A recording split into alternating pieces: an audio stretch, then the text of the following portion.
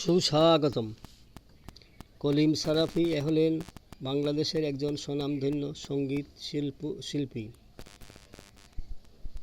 সাংস্কৃতিক রাজনৈতিক ব্যক্তিত্ব। তার দেশাত্মবোধক গানের ক্ষেত্রেও তার ব্যাপক জনপ্রিয়তা রয়েছে। এর বাইরে তিনি 6 দশকেরও বেশি সময় ধরে বিভিন্ন প্রগতিশীল রাজনৈতিক কর্মকাণ্ডে নিজেকে জড়িয়ে রেখেছিলেন। মার্ক্সবাদী চিন্তার শরিক কলিম সারাফি। এছাড়াও তিনি ছিলেন সাম্প্রদায়িক ও স্বৈরাচারের বিরুদ্ধে এবং সাম্যবাদী সমাজ গড়ার আন্দোলনের একজন অগ্রণী সাংস্কৃতিক ব্যক্তিত্ব। যুদ্ধ মনন্তর বিধ্বস্ত 40-এর দশকে বাংলার সামাজিক ও রাজনৈতিক পরিবেশে এক গুরুত্বপূর্ণ উত্তাল সময়ে কলিম সারাফির বিকাশ। এই প্রখ্যাত দেশাত্মবোধক সঙ্গীতজ্ঞকে নিয়েই ইউটিউবে সাহিত্যে নবদিগন্ত চ্যানেলে আজকের ভিডিওটি হলো প্রথিতযশা সঙ্গীত শিল্পী কলিম সারাফি। গ্রন্থনায় রবীন্দ্র কুমার চক্রবর্তী। কলিম সারাফি ভারতের অন্তর্গত পশ্চিমবঙ্গের বীরভূম জেলার সিউড়ি মহকুমার অন্তর্গত খয়রাডিহি গ্রামে পিতা সামি আহমেদের ঔরসে এবং মাতা আলিয়া বেগমের গর্ভে 1924 খ্রিস্টাব্দের 8ই মে জন্মগ্রহণ করেন। তার পূর্বপুরুষ সোনারগাঁ থেকে এসেছিলেন বীরভূমে। তার হাতেখড়ি হয় আরবি ওস্তাদ এবং বাংলা পণ্ডিতের কাছে।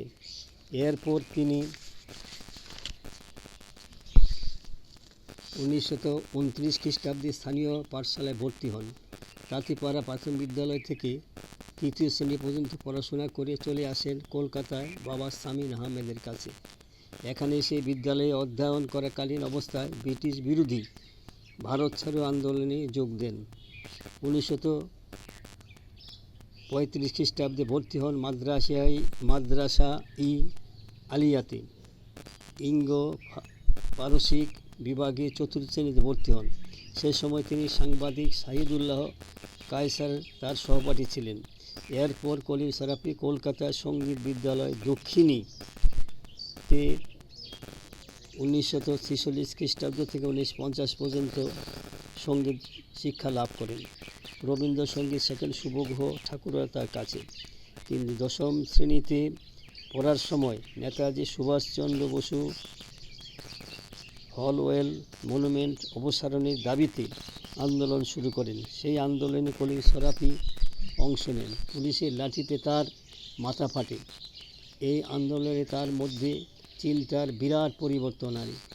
এ সম্পর্কে তিনি তার স্মৃতিকথা স্মৃতি অমৃততে লিখেছেন, এই আন্দোলন ও শিক্ষার ফলেই গড়ে উঠেছে সাম্প্রদায়িকতা বিরোধী মন এবং শিখতে পেরেছি মেহনতি জনগণ তথা কৃষক শ্রমিকের দুরবস্থা দূরীকরণের জন্য কীভাবে আন্দোলন গড়ে তুলতে হবে।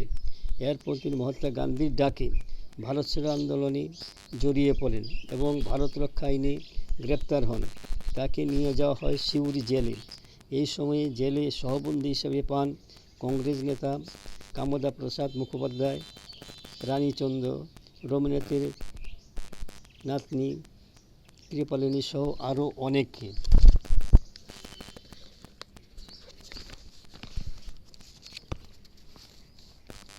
11 মাস জেল থাকার পর তিনি মুক্তি পান। ততদিনে মেট্রিকের রেজাল্ট বেরিয়ে গেছে। প্রণব ঠাকুরতা কলিমকে শান্তিনিকেতনে নিয়ে যান ভর্তির উদ্দেশ্যে, কিন্তু বিশ্বভারতী কর্তৃপক্ষ রাজনৈতিক সংশ্লিষ্টতার জন্য কলিমের ভর্তির আবেদন গ্রাহ্য করল না। সেখান থেকে তিনি ফিরে ভর্তি হলেন হেতমপুর কৃষ্ণনাথ কলেজে। সেখানে তিনি ছাত্র ফেডারেশনের সদস্য হন। এই সময় এল 50-এর মনন্তর। খিদের জ্বালায় গ্রাম উজাড় করে দলে দলে মানুষ খাবারের সন্ধানে ছুটে আসতে লাগলেন শহরে। চারিদিকে শোনা যেতে লাগলো নিরন্ন মানুষের হাহাকার, ফ্যান দাও ফ্যান দাও। এমন এক দুর্যোগপূর্ণ পরিস্থিতিতে বিপন্ন মানুষের পাশে দাঁড়াবার ডাক দিল কমিউনিস্ট পার্টি। সঙ্গে ছিল ছাত্রসহ বিভিন্ন সংগঠন। খোলা হলো লঙ্গরখানা। অসহায় মানুষদের জন্য, নিরন্ন মানুষদের জন্য খিচুড়ি বিতরণ ও ত্রাণের কাজে অংশ নিলেন কলিম। এই সময়ে জ্যোতিরিন্দ্র মৈত্র তার বিখ্যাত নবজীবনের গান লেখেন। ত্রাণের কাজের সঙ্গে চলতে থাকে গানের অনুষ্ঠান। গানের যোগ দেন কলিম সারাফি। আগে উল্লেখিত হয়েছে যে 1943 সালে গোটা বাংলাদেশ, বিশেষ করে কলকাতায় ভয়ঙ্কর মন্বন্তরের করাল ছায়া নেমে এসেছিল। মানবতার এই চরম বিপর্যয় ও পথঘাটে নিরন্ন বুভুক্ষ মানুষের মৃত্যুর বিভৎসতা প্রত্যক্ষ করে দুর্ভিক্ষ মহামারীর প্রতিরোধে ভারতীয় গণনাট্য সংঘ এবং প্রগতি লেখক সংঘ উদ্যোগে শিল্পী সংস্কৃতি কর্মীরা ঐতিহাসিক ভূমিকা পালন করেন। কলিম সরফার লিখেছিলেন, এই ভয়াবহ পরিস্থিতির প্রচণ্ড অভিঘাত আমার অস্তিত্বকে কাঁপিয়ে দিল। তারা ত্রাণ কাজের জন্য গাইছেন জ্যোতিরিন্দ্র মৈত্রের নবজীবনের গান, না না না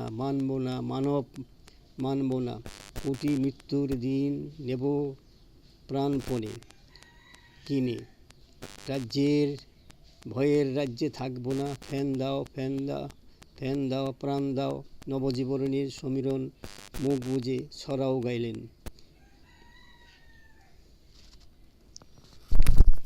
1943 সালে কলিম শরফি যোগ দেন ভারতীয় গণনাট্যের সঙ্গে। এখানেই তার সঙ্গে পরিচিত হয় জ্যোতিরিন্দ্র মৈত্র, বিনয় রায়, ভূপতি নন্দী, রমেশ শীল, নিরঞ্জন সেন, শুভব্রত ঠাকুরতা এবং সুচিত্রা মিত্র, সলিল চৌধুরী, ঋত্বিক ঘটক, হেমন্ত মুখোপাধ্যায়, বিজন বরচাজ, দীপ্তি মিত্র, শম্ভু মিত্র, মূলক রাজ আনন্দ, খাজা আহমেদ শাব্বাস, রবিশঙ্কর, হেমঙ্গ বিশ্বাস প্রভৃতি ব্যক্তিদের সঙ্গে। এছাড়া এই সময়ে ভারতে কমিউনিস্ট পার্টির সাধারণ সম্পাদক পুরনচাঁদ যোশীর সান্নিধ্যেও তিনি আসেন। এই নবজীবনের গান ও হিন্দি তর্জমা করে দুজন প্রখ্যাত উর্দু কবি আলী সফদার জাফরি, কায়েদি আজমি এবং ভারতের কমিউনিস্ট পার্টির তৎকালীন সাধারণ সম্পাদক পুরনচাঁদ যোশীকে দেখিয়েছিলেন। তিনি গণনাট্যের সঙ্গে জড়িয়ে পড়া তার আর পড়াশোনা চালিয়ে যাওয়া সম্ভব হয়নি। তিনি এক সাক্ষাৎকারে বলেছেন যে, এই সময় একটি মজার ঘটনা ঘটে পার্ক সার্কাসের অনুষ্ঠানে। আমার গান শুনে পরদিনই বাড়িতে হাজির হন তরিৎ চৌধুরী। তিনি আমাকে নিয়ে গেলেন রবীন্দ্রসঙ্গীত গুরু শুভ গুহ ঠাকুরদার কাছে।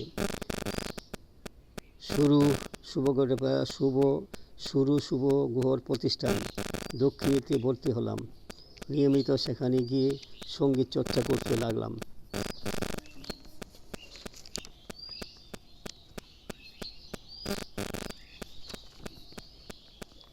(1950 খ্রিস্টাব্দে শিল্পবন্ধু আব্দুল আহাদ ও কবি সিকান্দার আবু জাফরের আহ্বানে ঢাকা এসে উঠলেন আরেক বন্ধু চিত্রশিল্পী কামরুল হাসানের বাড়িতে।